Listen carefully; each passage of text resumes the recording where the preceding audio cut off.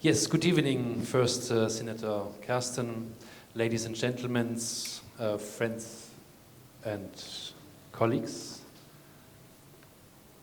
Everything's fine? Okay. Yeah, I see many faces here, known and unknown. And first, I think it's a good sign that there are a lot of people here. That means that circular design is meaningful. It's a meaningful topic for a lot of persons. And this is really nice. So thanks to be all here tonight to share this evening together. My name is Wolf Kühr. I'm working for the Fab City Hamburg. I'm head of communication for the project Interfacer, and the circular design deep dive is one of the outreach activities of this project. So this project has been supported by the European Commission, by the Hamburg Authority for Business and Innovation, and we have for sure deeply collaborated with the Design Zentrum Hamburg, and also the Senate for Environment have been supported the event. So I'm really grateful for the contributions of all these institutions. As the curator of the Circular Design Deep Dive, I would like to share with you the objectives and the conception of this event. The objective is quite simple. It's create an impact. Because I believe that the role of the designer is crucial in today's transition towards a sustainable economy. And please keep it in mind, I come back to this claim. The conceptual framework is composed of 3 different layers. So we have a public event like tonight. So we invited altogether 12 experts from 6 European countries, and they talk in these 2 different formats. This public event, where we have insights from key speakers of internationally renowned projects and companies, and tomorrow and Friday we will have curated workshops with input sessions on specific topics from highly skilled speakers. And there we will elaborate principles and recommendations for circular design, which will be presented, the results on Friday. Yeah, first you see some of them already there, but my colleague Michael will explain this later on. And finally, we have this nice occasion to meet in person here in this nice location and this beautiful scenography from Annika, thanks again. And so we allocated also some time for networking and exchanging in a relaxed atmosphere with drinks and snacks tonight.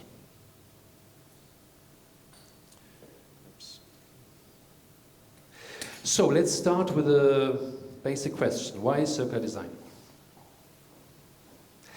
Waste and pollution do not exist by accident. It is a result of design decisions. So that its destruction of wildlife is a result of the way we make and use products and materials, how we extracting resources. By embedding the principles of the circular economy by design processes, we can make an economy which is good for people, for the business, and the ecosystem. Just some few key numbers to illustrating the need for a transition to circular design. The first is 1 million species are threatened by climate change. 8 million tons of plastic ends up in the ocean every year. And 91% of materials are used just once. And we can go on for hours and hours and hours giving these numbers, but I think we have better thing to do and not asking the question why, but the question how we change to a design for circularity. And the Circular Design Deep Dive would like to contribute to this question.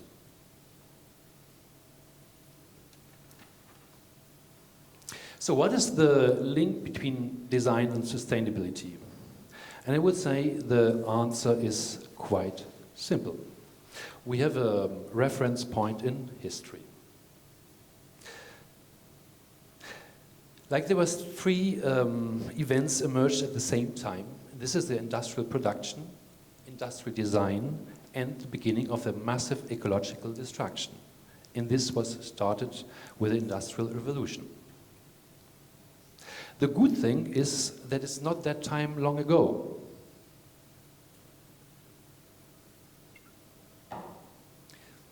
Like if we Try to imagine today avoiding plastic. This is quite an unthinkable thing today. But massive plastic production just started 80 years ago.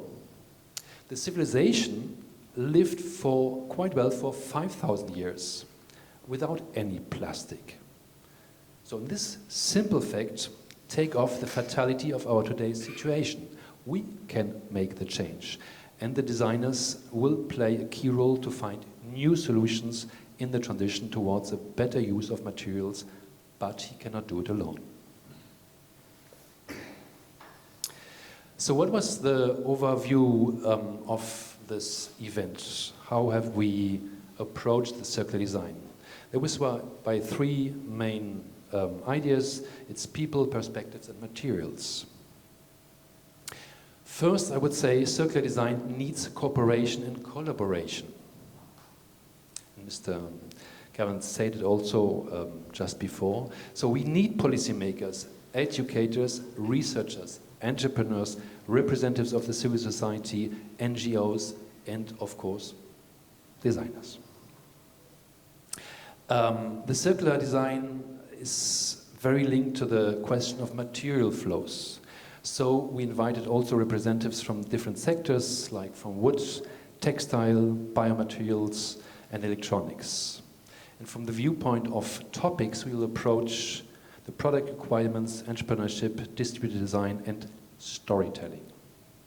And of course, we don't cover all topics, but I hope other events will follow in the future. So let me present the experts. Mr. Kersten, you're an expert. So I'm very honored that Jens Kersten made this really nice opening words and was really engaging words, really nice. And I think it's also a promising sign for the needed cross-sectoral collaboration in between policymakers, in particular in the environment sectors, and the creative industries. We need support and legislation from local, national, and European level. So I'm also very glad that the European Commissioner Almuth Nagel have accepted to give a talk tonight.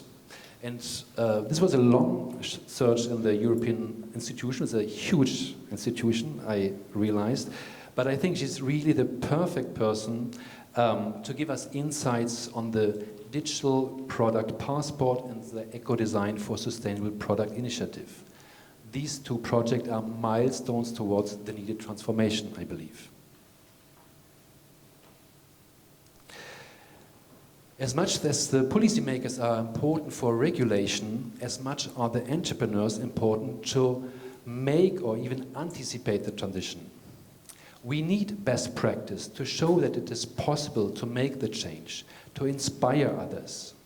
So I met Stika last year in Copenhagen, a furniture company, and believe me, I was really fascinated, inspired, whatever. There was in one company we had innovation concentrated like I never have seen before. So it's about digital fabrication, circular design, open source, sustainable business models, like all in one. So Rasmus shared with us how Stika became a front-runner company in the furniture industry in the last years, and believe me, be prepared for a mind-blowing talk. Then we have this fascinating new field of regenerative or biomaterials. And there is a lot of research and experimentation on the track now.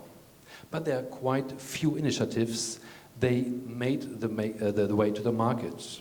So we'll have tomorrow evening Arthur Murray from Ground.bio. And he's exactly that entrepreneur who has this long-time vision, what kind of business the planet needs, and on the other side, the capacity to translate it into products for the market. And this will bring me to the next question, the question of for who we design. And this is, on the one side, a very central topic, but this needs a broader perspective. Because using and fabricating artifacts is a way, it's an expression on how we relate to the ecosystem we are living in. So let's say it with the words from Kevin Slavin, he's from the MIT lab. I quote, When designers center around the user, where do the needs and desires of the other actors in the system go? The lens of the user obscures the view of the ecosystem it affects. I'll let you 20 seconds to think about. I drink a bit of water. Yeah, it's a little heavy phrases, but I think the designer here understands what I'm pointing out. It is the human-centered design which is questioned, which is a very broad term in design theory, the human-centered design. And Jenny Lee, a strategic and speculative designer from Malmö, will give us her answer tomorrow on this question. And of course, we need to enable designers with new knowledge, mindsets, and skills to think and act circular. The field of education is key in the transition, and we will have 2 input sessions on this topic. So I'm very glad that Erik Pfromm, professor from the Academy for Fashion Design here in Hamburg, joined us, and he will share with us his teaching practice on sustainable product design since more than 10 years, so it's really experimented. And on the other side, we cannot wait that a new generation of designers will be educated. So I'm very pleased that Elena Iannicelli made the long way from Italy, from the fantastic textile hub Lotto Zero in Prato. She made the way to Hamburg, and she will give a talk on informal long life learning education for textile and fashion designers towards circularity. Activists, NGOs, civil society, artists are playing a key role to create awareness. They know how to translate complex topics into sensible and meaningful messages. And Lucas de Man is exactly one of these persons. With his background as a theater director, he will present a project that's called Bio-Based Creation, a wonderful way to translate circular design and bio-based products into essential and beautiful experience. And another way to create awareness will be presented by Christoph Hinske. He will talk about a comic book. The name is The Impossibility of Circular Economy.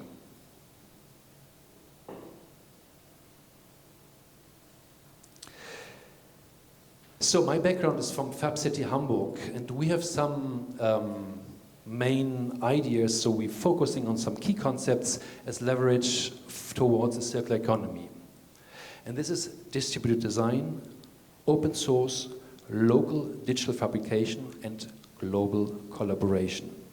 And somehow this was my very interest to organize this conference, to bridge the explorations from our network with other perspectives on sustainable and circular design.